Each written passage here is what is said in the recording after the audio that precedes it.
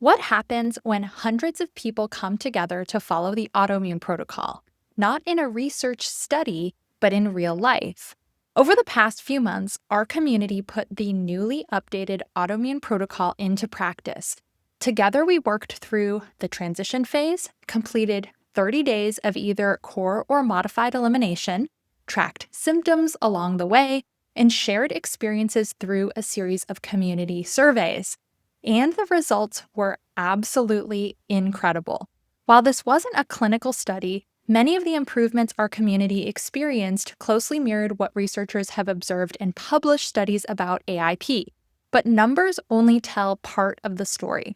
Behind every survey response was a person navigating fatigue, pain, digestive issues, brain fog, or years of feeling like nothing else had worked. So today, I am taking you behind the scenes to share what we learned, the stories that stood out to me, and why I believe community might be the most powerful and often overlooked ingredients in making lasting dietary change.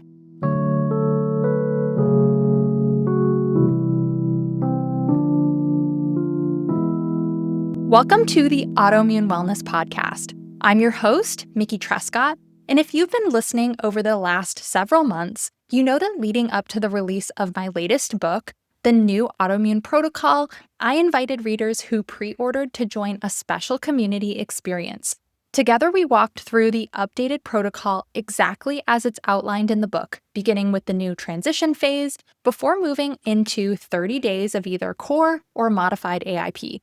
And along the way, participants completed surveys, they tracked their symptoms, they joined live meetups, asked thoughtful questions in the group, celebrated wins together, and supported one another through the inevitable challenges that come with making dietary changes. Today's episode is a reflection on that experience. I'm going to share what these community surveys revealed, highlighting some of the participant stories that moved me the most, comparing observations to the published research on the Autoimmune Protocol, and discussing what this experience taught me as both a practitioner and an educator. And because this community became something much bigger and more important than I expected, I'm also going to share how you can continue to be a part of it going forward. Before I dive into the survey results and everything that we learned over the past few months, I want to tell you the story of how this community came to be. So when I was planning the launch of the new Autoimmune Protocol, my publisher asked me what I wanted to offer as a pre-order bonus. Now, most authors do something pretty simple after writing a whole book, right? Maybe it's a downloadable guide or a bonus recipe collection, an exclusive webinar, Q&A sessions. But instead, I had this idea to personally guide my readers through the transition and elimination phases in an online community setting. And when I explained this to them, they were like, well, let's just say they thought I was a little bit crazy. Because what I was proposing wasn't just like a webinar or a download, it was going to be months of support directly from me. And my vision was really to just welcome everybody into a private online community before the book was even released, like 2 months before. I wanted to guide everybody through the new transition phase together before the book came out so that everybody was ready to start right once they had it in their hand. And then once everybody had their books, I wanted to be able to lead everybody through 30 days of either core or modified Autoimmune Protocol. My plan was to host live meetups with small groups every couple of weeks so that everybody could get to know each other, answer each other's questions, review progress, and create a space where everybody could learn from one another, not just from me. It was going to be a really big commitment, especially right in the middle of a book launch, but I kept circling back to this thought. And that's in the last 15 years, I have seen that one of the biggest predictors of success with the Autoimmune Protocol isn't having all the information. And this is coming from somebody who now has written 4 books on this topic. It's having support while you're putting what you know into practice. So with this community, I wanted to bridge that gap. I also realized that this was a unique opportunity because the book launch was going to hopefully have this big marketing moment. Hundreds, if not thousands of people would be implementing the updated protocol at roughly the same time. I wanted to give everybody starting around that book launch timing the opportunity to do it together and see what we could learn from each other. So in addition to the community, I had this idea to build community surveys into the experience. Participants completed one at baseline before they started transition or made any changes. They did another one after the transition phase, right as they entered elimination, and then one final survey after completing 30 days of either core or modified AIP, marking that beginning, middle, and end of the community experience. Now, I want to be really clear about something. This was not a clinical study, not official. I'm not presenting these findings as scientific research, but that doesn't mean that this experience isn't valuable. Real-world implementation teaches us things that clinical studies can't. It helps us understand what people struggle with, what surprises them, what motivates them to keep going, how they experience change in their everyday lives. And as I started reviewing the survey responses, I realized there's so much still to learn, not just from the numbers, but from the stories that people share as they implement a dietary protocol. And that's what I want to take you through today. So the first thing we'll talk about is who joined this community experience. Were these people who mostly were discovering AIP for the very first time, or were they people who had experience and done this before? And the answer actually surprised me. On that baseline survey, I asked this question and learned that only 27% of participants reported that they would be attempting the autoimmune protocol for the very first time. That means that nearly 3 out of every 4 people already had experience with AIP. From that, the further breakdown is that 59% reported having tried it before. Another 14% were either in the elimination or the reintroduction phase when they joined the community. That told me something really important. People weren't necessarily looking for somebody to convince them that AIP could help. They already knew that. They were looking for a better way to implement it. In fact, a lot of them had a history of trying it in the past. And as I read through the feedback from these onboarding surveys, I started seeing that reflected in people's goals that they reported coming into the program. So, of course, everybody hopes to improve their symptoms, right? This is why we are here. People want less joint pain, better digestion, more energy, clearer skin, fewer flares, and the ability to live your life and get back to the activities you love. But many of the comments went much deeper than that, and I'm just going to read a few of them to you. One participant wrote, "I want to feel more normal. I want to protect my body as best I can from future problems." Another shared, "I'm tired of being tired. I'm hoping AIP, along with medication adjustments, can help me get my energy back and do the things that I love." Other members weren't starting from scratch. They were hoping to learn from their previous experiences. One person wrote, "I did AIP before and I felt so great, but I rushed through reintroductions.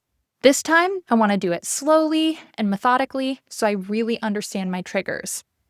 Another said, "I want better tracking of my symptoms during reintroduction. I didn't really do an inventory the first time." And one comment really captured why I wanted to build this community in the first place. "I want the support. I feel the group approach will be really good for me." Because again, over the last 15 years, I've learned that implementing AIP isn't just about having the details. You guys have all the details, right? It's about having a plan, knowing what to do when life gets busy, and understanding how to track your progress, when to move forward, and how to navigate setbacks without feeling like you've failed. And sometimes it's simply about knowing you're not doing it alone. These responses reminded me exactly why I chose to pair this book with a live community experience. Next, we'll talk about the transition phase. One of the biggest changes in my new book, The New Autoimmune Protocol, is something that didn't exist in early guidance for AIP, the transition phase. When I first started teaching about AIP many years ago, the common advice was to just pick a day, clean out your pantry, go grocery shopping, and jump straight into elimination. I did it myself. A lot of others did it too. And for some people, that worked. But over the years, myself and other leaders in the AIP community noticed that the biggest barrier to success usually wasn't the elimination diet itself. It was everything that comes before it. That's why for the new book, the transition phase got completely updated now as a 5-step process that thoughtfully sets each person up for success in elimination. And for the community, we went through a guided transition phase the month before the book came out. I gave everybody weekly lessons with downloadable resources from the book. I walked everyone step by step through all the exercises so that they'd be fully ready to embark on elimination together once the book was in their hands. So this is when the second survey was captured, right at the end of transition as they were starting elimination. And there are a few questions about their experience walking through the transition phase. I was really happy to read over and over again that people described feeling prepared, supported, and empowered. One participant wrote, "It's been good for me to prepare, especially as a group. It's given me the opportunity to do this the right way this time. I feel empowered to do it." Another shared something that really captured what I hoped this phase would accomplish. This guided transition phase has been very supportive, enlightening, thoughtful, and proactive, not reactive. I'm not entering AIP on the fly, but intentionally prepared because this transition phase assesses roadblocks before they happen. And yes, you guys, a real person wrote that. I could not have summed up my hope for the transition phase in a better way. I love the phrase proactive, not reactive. And several participants talked about how simply tracking their symptoms before making any changes gave them a new perspective.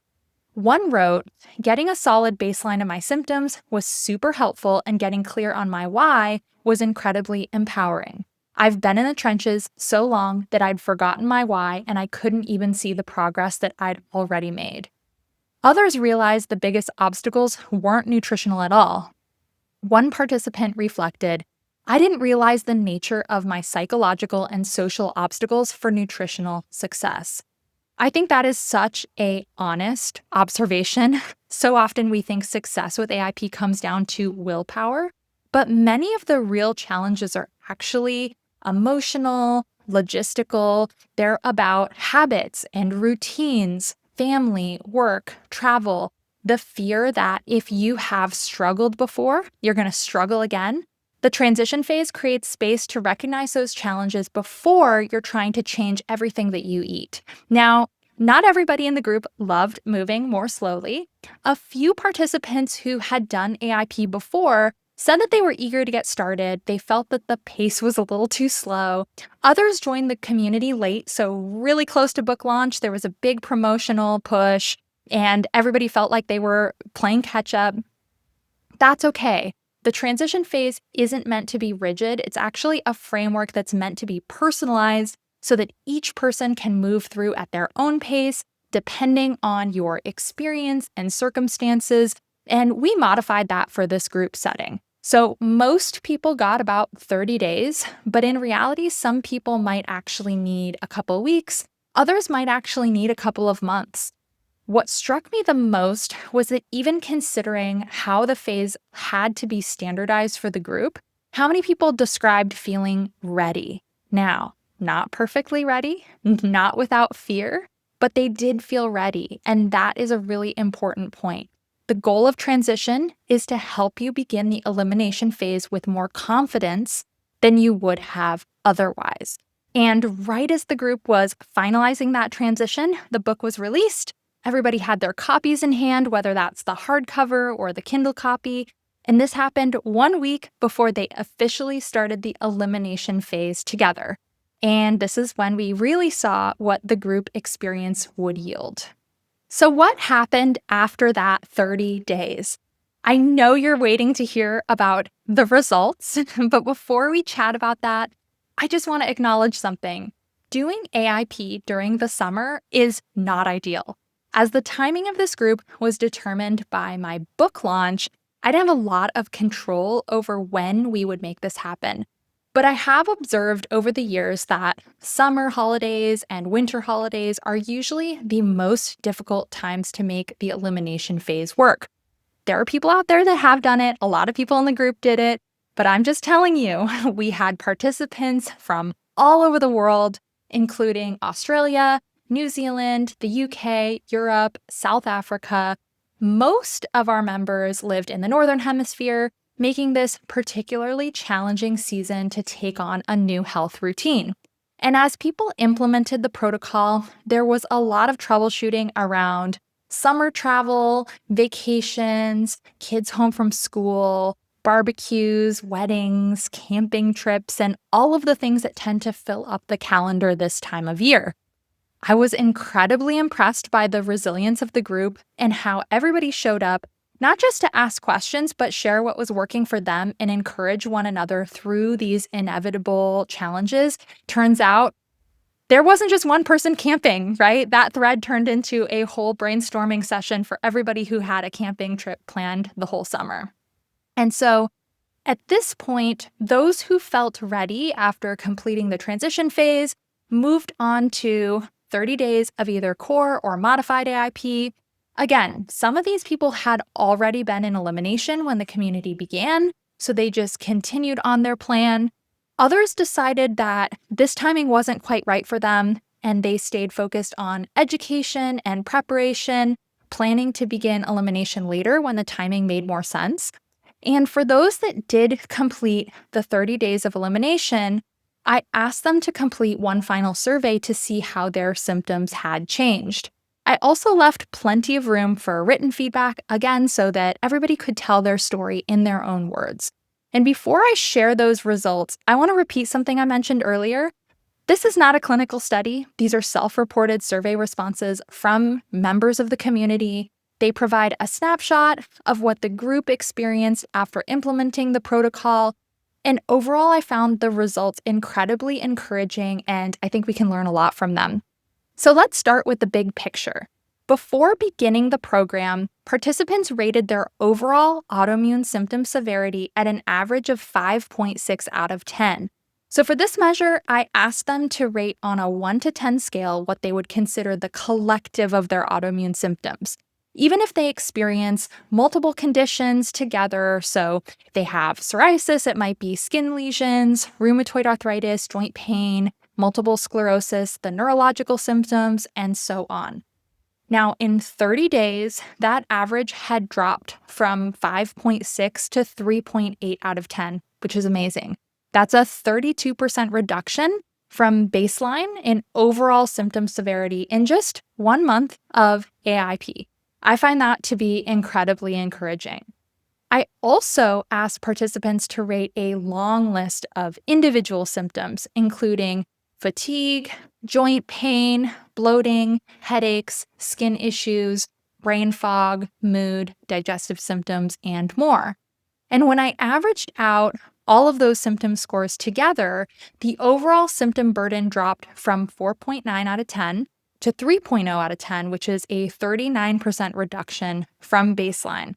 So again, I found it really meaningful that every symptom we tracked improved on average. Of course, that doesn't mean that everybody experienced dramatic changes. Some people had subtle improvements. A few didn't notice much change at all. That's exactly what you would expect in a real-world group with different diagnoses, medications, health histories, starting points. But looking at this group as a whole, there was a very consistent trend towards improvement. So next, let's take a look at some of those individual symptoms a little bit more closely. The first area I want to highlight is energy and sleep. These were measured a little differently than the symptom scales.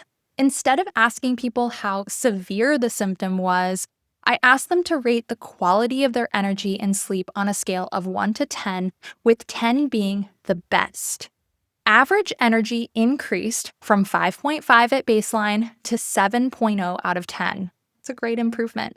Sleep improved from 5.5 at baseline to 6.9 out of 10. Also a great improvement. They might not sound like huge changes at first glance, But when you're living with autoimmune disease, having enough energy or even just a little bit more energy to make it through your day, or finally waking up feeling a little bit more rested, can make a tremendous difference in your quality of life.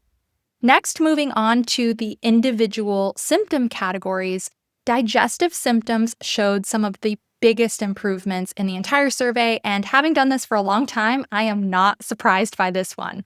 Bloating was the single largest improvement we measured, decreasing by just over 30%.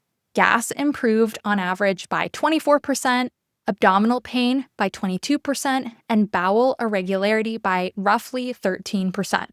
Those numbers matched what people described in their written responses. Again and again, community members talked about less bloating, less gas, more comfortable digestion, and healthier bowel movements.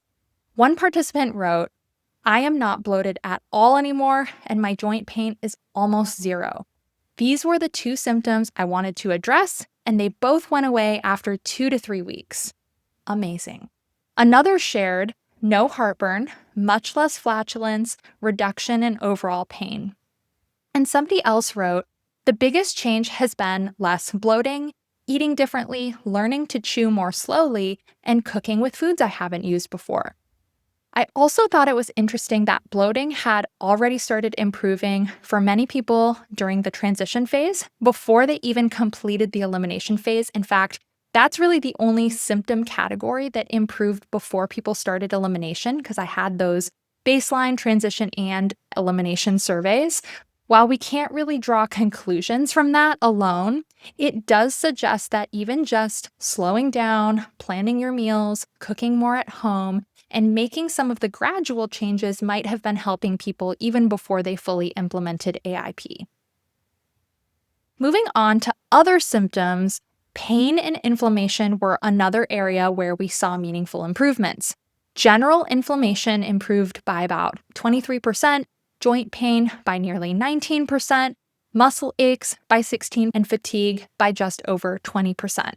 In the written comments, people described those changes in simple but meaningful ways: less aches and pains, decreased joint swelling, and my RA-related symptoms haven't been this low in years. Those statements might sound straightforward, but if you've lived with chronic pain, you know how significant they really are. Less pain means sleeping better, moving more comfortably, exercising again, gardening, playing with your kids, or simply getting through the day without constantly thinking about your joints. The improvements weren't limited to just digestion and pain. Brain fog improved by nearly 18%, as did skin symptoms. Headaches improved by about 15%, sinus by 14%, and mood improved by about 12%.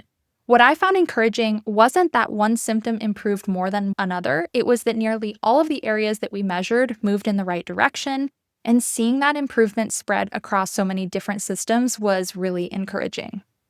One thing I wasn't expecting was how many participants described improvements that weren't included in the survey.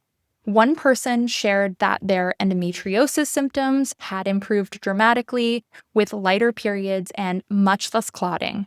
Another noticed that their resting heart rate had dropped and they were no longer experiencing heart palpitations. Someone else mentioned that friends had started commenting on how good their skin and hair looked. And one of my favorite responses was also one of the shortest: "My overall well-being is much better than before I started AIP." I love this because this is exactly why I do what I do and what I hope that everybody achieves when they implement this. So after looking at the community survey averages, I thought it would be interesting to zoom in and look at a few individual participant stories. One of the advantages of collecting symptom scores from each person is that I could actually see exactly how their symptoms changed over time. Combined with the written feedback, it painted a much more complete picture than numbers alone. Even though they don't represent everybody's experience and were better than average when looking at the group, I wanted to highlight these 3 stories because they just illustrate what is possible. Story 1 is about a participant who joined hoping to improve bloating and joint pain. When they started, they rated both bloating and abdominal pain as a 10 out of 10, so as bad as it gets. Joint pain was a 9, inflammation was a 6, and they rated their sleep at just 3 out of 10. 30 days after AIP, the picture looked completely different. Bloating dropped from 10 to 1. Abdominal pain went from 10 to 1.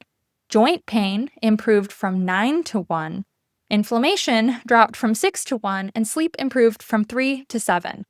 And when I read those numbers, I had to go back and double check them because they are really good. Here is what this participant wrote. I'm not bloated anymore. My joint pain is almost 0%. These were the 2 symptoms I wanted to address. They both went away after about 2 to 3 weeks. They also mentioned one thing that I thought was so insightful. I made one decision at the start, and that has been very liberating. I thought that was such an interesting observation. Sometimes one of the hardest parts of changing your diet is making dozens of decisions every single day. Once the decision is made to do AIP, some people often tell me they feel like they can finally focus on healing instead of constantly debating what to eat. So I love this, and I'm really happy for this person. For story 2, this participant came into the program dealing with fatigue, brain fog, low energy, swelling, and mood changes. They rated their energy at just 2 out of 10. Fatigue and brain fog were both a 9. By the end of the elimination phase, their energy had increased to 7 out of 10 from 2, which is amazing. Their fatigue had dropped to 3, their brain fog had improved to 2, and their mood had also improved substantially. They described it this way. I'm less tired, less swollen overall. My watch fits on a smaller hole, my ankles are less swollen, my stomach is flatter, and I have less fatigue and brain fog. I love that they include the details like their watch fitting differently. It's the kind of thing that I can't really capture in a symptom questionnaire. And this person also finished by saying, the changes I feel when I'm on AIP are almost magical. Now, as a researcher, I probably wouldn't use that word to describe this, but I completely understand what they mean. When you've lived with persistent symptoms for years, feeling this noticeably better can be hard to believe. Our third story really illustrates how interconnected our bodies can be. This participant wasn't just dealing with one symptom. They had eczema, fatigue, brain fog, low energy, digestive symptoms, and chronic sinus issues. After the 30 days of AIP, their skin symptoms improved from a 9 to a 2, their fatigue improved from a 6 to a 1, brain fog improved from a 7 to a 1, energy increased from 3 to 8, and those sinus symptoms improved from a 6 to a 1. Here's what they wrote. Skin much less inflamed, eczema basically gone, energy much more stable, neurological symptoms basically gone. And then they added, it feels so good to have stable, consistent digestion, stable energy, and clear skin. Obviously, these are 3 individual stories. They don't represent everybody's experience, but I wanted to share them because I think they bring the survey data to life. The averages tell us what happened across the group, and these stories show us what that looked like for individual people. And as I read through all of the survey responses, I couldn't help notice that many of these themes, improvements in digestion, energy, pain, skin symptoms, and overall quality of life, they felt very familiar. They're the same patterns we've been seeing in the published research using the Autoimmune Protocol for specific conditions. So next, let's do a quick comparison on what the community experienced with what we've learned from the clinical studies using AIP as an intervention. We've already discussed that the published AIP studies were designed as clinical research with standardized protocols and carefully measured outcomes. And what I collected here was a community survey, people with wildly different diagnoses, medications, life circumstances, and implementing AIP just out in the real world. They are not directly comparable, but I do think that they complement one each other, and they hone in on the potential of AIP to help manage autoimmune symptoms and improve quality of life. Clinical research tells us whether an intervention can work under controlled conditions. Real-world implementation helps us understand what it looks like when people actually try to fit it into their everyday life. And I found it really fascinating how closely a lot of these themes overlapped. The first AIP study, published in 2017, looked at people with Crohn's disease and ulcerative colitis, and these researchers found that 73% of participants achieved clinical remission by week 6, with significant improvements in quality of life, and their follow-up studies showed changes in intestinal gene expression associated with reduced inflammation and tissue repair, as well as real-world survey data showing similar outcomes in people implementing AIP on their own. If you want to listen to a deep dive into these studies, be sure to go back to episode 59 and 63 of the podcast. Similar research using AIP for Hashimoto's thyroiditis found significant reductions in symptom burden and inflammatory markers, while a second study out of Poland demonstrated improvements in nutrient intake, fatigue, brain fog, skin symptoms, and even thyroid ultrasound findings after 12 weeks. Again, if you want to listen to more about those studies, check out episodes 61 and 65. And just this year, the first peer-reviewed clinical study in rheumatoid arthritis found improvements in disease activity, pain, fatigue, sleep, and quality of life. You can listen to my interview with the researcher of that study, Julianne Taylor, in episode 88. So when I compare those findings with what I saw in our community, of course, there was a lot of overlap there. Across both the research and our survey, people consistently reported improvements in energy, digestion, pain, brain fog, sleep, skin symptoms, and overall quality of life.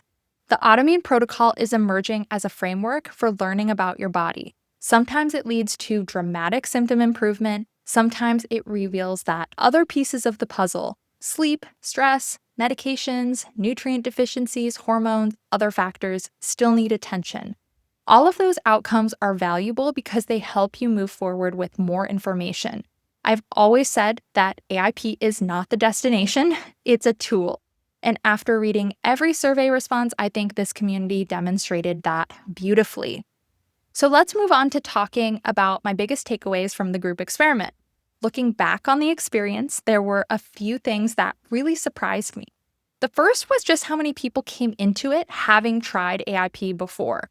Nearly 3/4 of the participants weren't starting from scratch. They had attempted AIP in the past or were already somewhere in the process when they joined the community.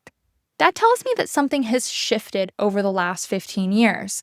The challenge isn't introducing people to AIP. Most people can find the food list or learn the basics online.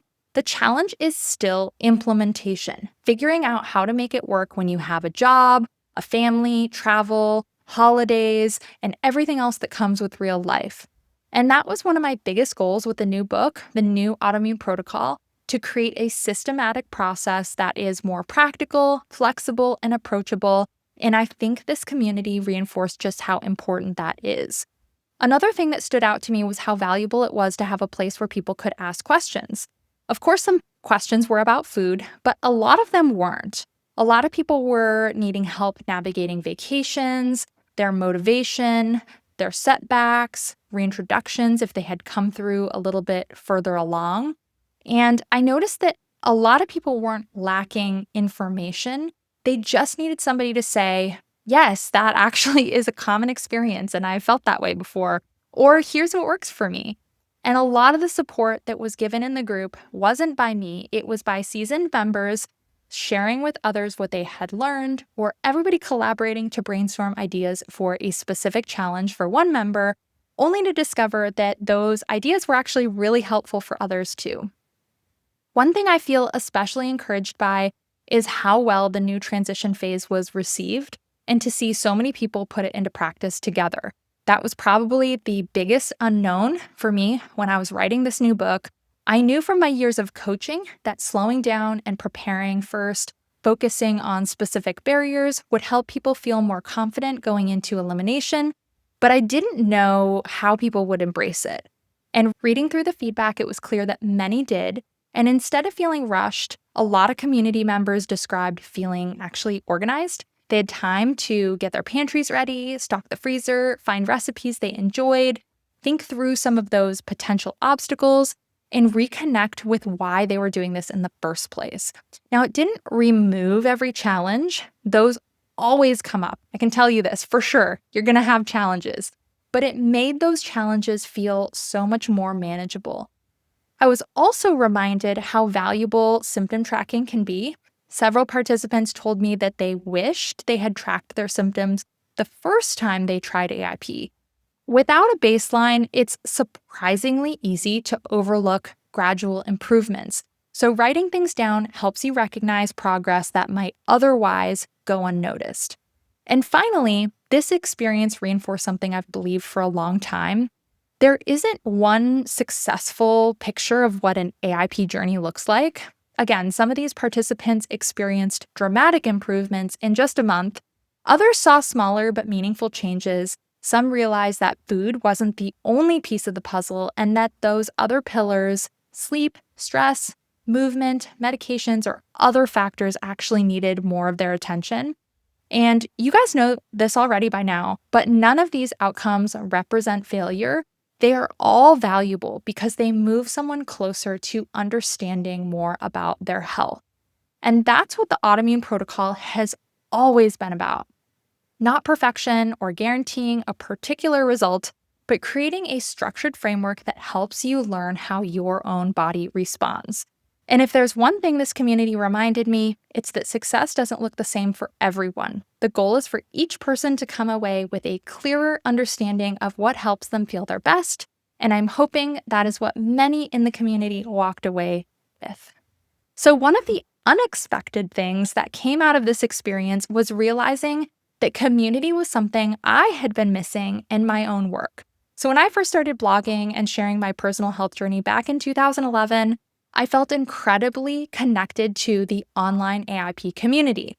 The comments on blog posts turns into conversations and often friendships. Some of the longest friendships I've had in my adult life now came out of that time.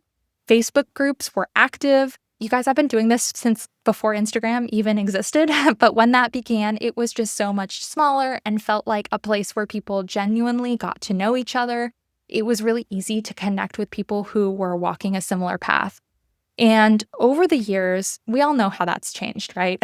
Social media has become so much less meaningful. Algorithms have taken over. Conversations are just bite-sized. It's really hard to build real relationships in these spaces. And honestly, I miss those early days. So what surprised me about this community wasn't just the survey results. It was the experience of being in the group, watching people connect with each other.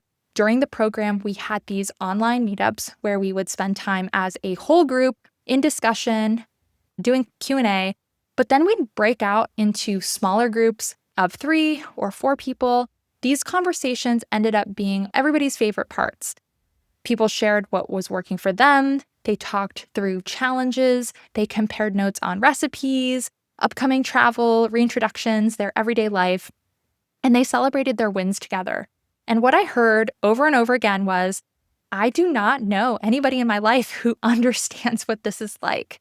There is just something so powerful about sitting in a small group with your people. And you don't need to explain yourself. They already get it. And so all of that reminded me of something that we have talked about on this podcast. Healing is not just about food. It's also about connection. So when I was thinking about how I was going to close down this community when the book launch ended, I got really sad because I realized what a unique need it was filling in the autoimmune community and how personally fulfilling it was for me to facilitate. So I have decided to run another experiment. I'm going to open up the community to everyone for free as a place where the AIP community can come together, discuss topics of interest, share resources and recipes, and meet other people who are in various stages of implementing AIP. Now, I won't be doing a guided program like I did for the book launch, but I will be facilitating monthly meetups to answer your questions, post updates on new research and podcast episodes, and talk through topics that come up as people implement AIP. But just as importantly, I will continue facilitating those small group conversations because I don't want this just to be another place where people go to consume information. We have so much of that, right? I want it to be a place where you can all get to know each other, learn from each other, and build the kinds of connections that are so hard to find on today's social media platforms. So whether you are brand new to AIP, coming back to it after trying it years ago, or you've been doing this for a long time, you just want to stay connected to the community, I think you will find something valuable there. If that sounds like something you would enjoy, I'd love to have you join us. You can learn more at the autoimmuneprotocol.com/community, and I will also include a link in the show notes. Woo! So that brings us to the end of today's episode. I have a couple quick notes. First, if you are one of my pre-order angels and joined me in the new Autoimmune Protocol community over this past few months, thank you so much for showing up, asking thoughtful questions, sharing your experiences, completing the surveys, and just being a part of this community. This episode truly would not have been possible without your willingness to be a part of the process. I hope you experienced success and took something away that helps you feel your best going forward. And if you have been listening and thinking about starting AIP, maybe giving it another try, I hope today's conversation has given you both practical information and encouragement. Whether your progress is dramatic or gradual, every step you take teaches you something about your health, and that is a worthwhile investment. If you enjoyed this episode, I would love it if you take a moment to follow or subscribe to the Autoimmune Wellness Podcast wherever you listen. And if you have a minute to leave a rating or review, it really does help people discover the show. And if you'd like to learn more about my new book, The New Autoimmune Protocol, or join the community we talked about today, you'll find the links in the show notes. Thank you so much for listening, and I'll see you next time on the Autoimmune Wellness Podcast.